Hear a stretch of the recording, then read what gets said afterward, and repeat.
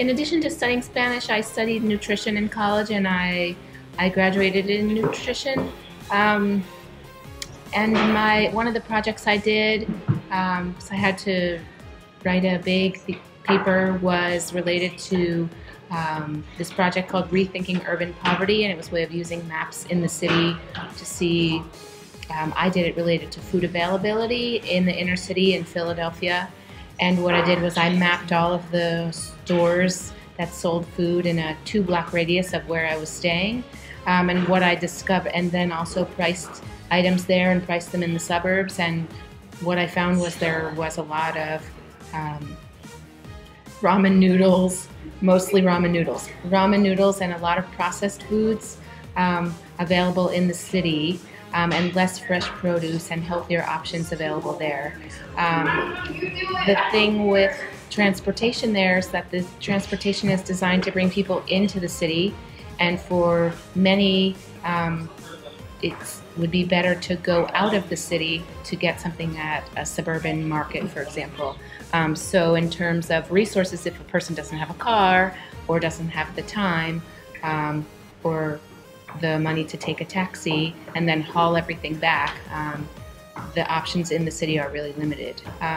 This also is a situation in San Francisco. I don't have numbers about it, but I'm sure the information exists out there where, for example, in the Fillmore neighborhood, there are more liquor stores than there are good options in terms of restaurants or supermarkets. There is a supermarket on Fillmore and O'Farrell now, a Safeway. I don't know how new that is, but there are lots of liquor stores up and down Fillmore and other main streets in that neighborhood. So the food is less available.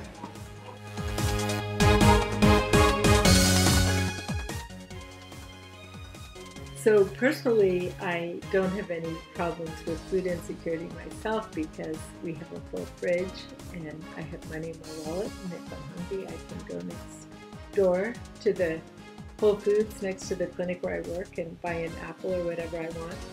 But a lot of the people I work with do have a lot of food insecurity. For example, I work with people who live in SROs, single residence occupancy hotels, and they might have a microwave in their room, or some of them have a small fridge, but they don't have an actual kitchen, so they don't have a way to store food.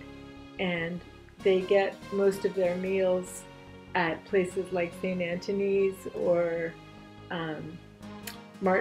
Martin de Porres, which are different food kitchens in the city.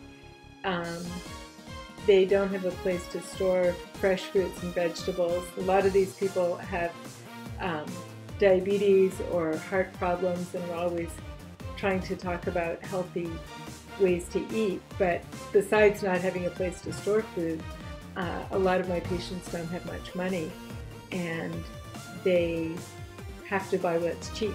And if they want to get something when the food kitchen isn't open, then they might go to McDonald's or somewhere like that, and even the salads at McDonald's aren't very healthy. So then I have other patients who have kids and just can't afford enough to buy healthy food for the kids, so they actually, or they can't transport themselves to the store that has the healthy food.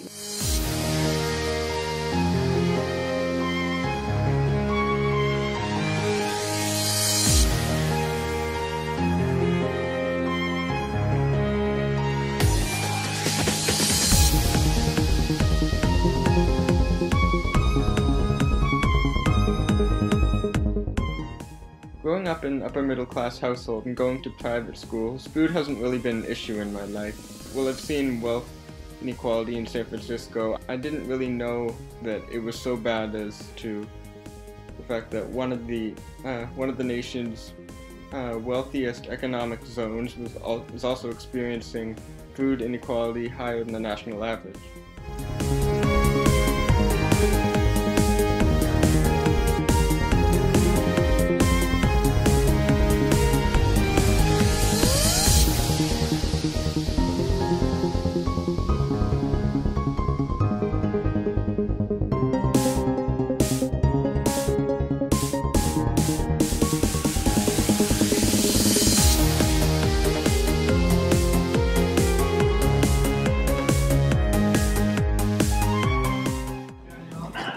Yeah, I haven't gone without lunch really. I think I've only gone without lunch a few times at Urban, but those times were like torture because it's I'd say lunch is sort of super important to just stay focused throughout the day, and if I can, I'm just not there because all I can think about is how hungry I am and how much a ham sandwich would be great.